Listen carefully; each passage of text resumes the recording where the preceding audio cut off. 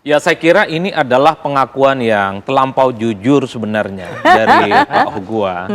Karena memang dalam realitas politik kita, pileg, pilpres, dan bahkan pilkada, politik uang itu adalah sesuatu yang tak terhindarkan, Putri. Kita tahu bahwa ada regulasi memang dalam undang-undang pemilu kita, undang-undang pilkada juga mengatur tentang politik uang, tapi regulasinya nggak pernah serius. Oke. Kalau mau jujur sebenarnya, politik uang itu hanyalah dicantolkan pada sejumlah larangan dalam kampanye. Kan ada banyak larangan dalam kampanye, tidak boleh mempersoalkan Pancasila, tidak boleh mempersoalkan NKRI, Ya. tidak boleh fitnah, tidak boleh hoax dan seterusnya. Di paling bawah itu disebutkan ada poin yang mengatakan bahwa calon dilarang memberikan uang atau dilarang menjanjikan atau memberikan uang dan barang untuk mempengaruhi pemilih. Itulah yang kemudian ditafsirkan sebagai politik uang. Oke. Tidak ada pasal khusus misalnya pasal 551, politik uang, satu, ngasih kerudung politik uang, ngasih beras politik uang, ngasih sembako politik uang, tidak ada definisinya. Karena definisi inilah yang cukup cair, maka para pegiat-pegiat politik, tim sukses, tim pemenangan di bawah, itu menegaskan bahwa kalau segala sesuatu yang diberikan kepada pemilih, tujuannya lillahi ta'ala dan masuk surga, itu bukan politik uang jadinya. Kalau saya politisi, ngasih beras, ngasih kerudung, ngasih sembako, dan itu tidak diniatkan untuk mempengaruhi pemilih, itulah yang kemudian kenapa begitu banyak praktek-praktek politik yang transaksional itu tidak bisa ditindak. Oke. Karena diniatkan bukan untuk mempengaruhi pemilih.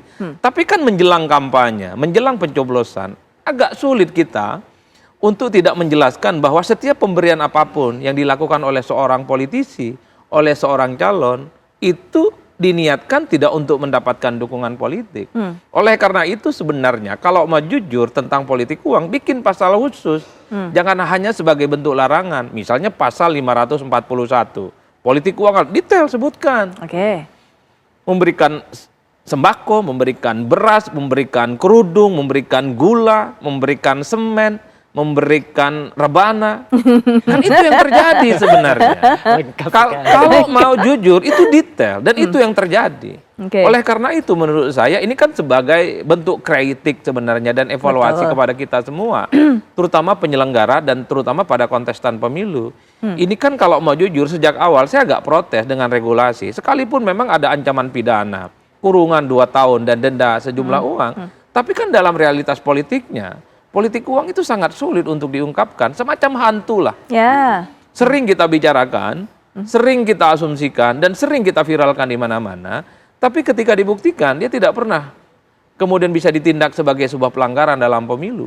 Oleh karena itu sebenarnya apa yang disampaikan Pak Hugua ini mestinya harus dijadikan sebagai trigger, terutama oleh kawan-kawan Komisi 2 dan pemerintah bikin pasal khusus yang terkait dengan politik uang. Dan yang paling penting, sanksinya itu bukan hanya pidana, bukan hanya uang, tapi cabut hak politiknya seumur hidup. Kalau itu yang dilakukan, saya kira orang agak ngeri-ngeri sedap untuk melakukan tindakan-tindakan yang extraordinary, di mana dia dalam melakukan transaksi politik itu yang justru merugikan negara, dia merugikan demokrasi dan merugikan rakyat Indonesia secara umum. Pak Hugua, ada loh Pak cara lain seperti yang dikatakan oleh Mas Adi tadi. Kenapa nggak dibuat aturannya, dibuat pasalnya yang selama ini cair penafsirannya mengenai politik uang ini betul-betul dijabarkan dengan secara detail. Kemudian juga seperti dikatakan oleh Bang Lusius, betul-betul ada penindakan untuk mereka yang melakukan hal ini. Ada loh Pak cara-cara seperti itu Pak, ketimbang melegalkan money politik. Pak Hugua. Iya, terima kasih. Terutama teman saya Lusius dan Bung Adi ini. Jadi sebetulnya benar kan, ini kan kalau kita kembali kepada sejarah-sejarah kan sebetulnya di Bible atau di Al-Quran itu kan muncul ayat itu kan ada asbabul nuzulnya. Jadi pemilu terjadi kali ini kan baru terjadi yang menghentakkan kita semua. Akibatnya maka lalu di dalam evaluasi itu Mbak Putri, kita dengan Mendagri, dalam hal ini DPR dengan pemerintah beserta penyelenggara, kita ada semacam kesepahaman untuk merevisi undang-undang politik kita ke depan. Bahkan ya lebih jauh Mas Adi, saya coba merumuskan karena ini mahal, maka saya coba usulkan di dalam rapat itu, kenapa kita tidak kembali kepada supremasi partai politik 100%, misalkan hanya tanda gambar yang kita tulis dalam pemilu, kemudian lalu partai politik menentukan calon-calonnya sesuai dengan nomor urut. Itu juga kan pasti ada plus minusnya. Juga ada sistem campuran misalkan. Ada juga plus minusnya. Karena dalam tata kenegaraan kita kan di Papua kan ada sistem noken. Artinya ada asimetris campuran kan.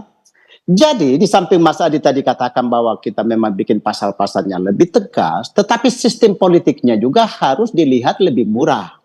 Jadi selalu kan dunia ini berputar terus, kembali muncul lagi, karena itu tinggal yang terjadi adalah akselerasi dan perbaikan-perbaikan di sana sini. Oleh karenanya maka Bung Lusius, sahabat saya, ya saya kira memang kita akan banyak ketemu di Komisi 2 dalam penyempurnaan ini, Mas Adi. Bagaimana kita diskusi ke depan untuk penyempurnaan undang-undang partai politik ke depan, undang-undang kepemiluan kita ke depan.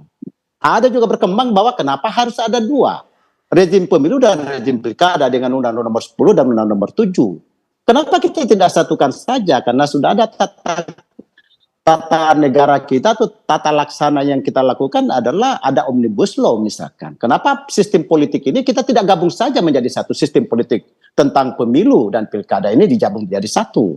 Jadi evaluasi ini Mbak Putri memang berkembang kepada bagaimana revisi undang-undang pemilu. Nah, yang mendasar sekarang kan pilkada di hadapan mata ini. Ruangnya tinggal PKPU. PKPU ini adalah turunan daripada Undang-Undang Nomor 7 tentunya dan Nomor 10. Inilah yang kira-kira ruang yang bisa kita lakukan karena kalau merevisi undang-undang butuh waktu dan saya tidak percaya di tahun ini bisa kita lakukan. Mungkin tahun berikutnya.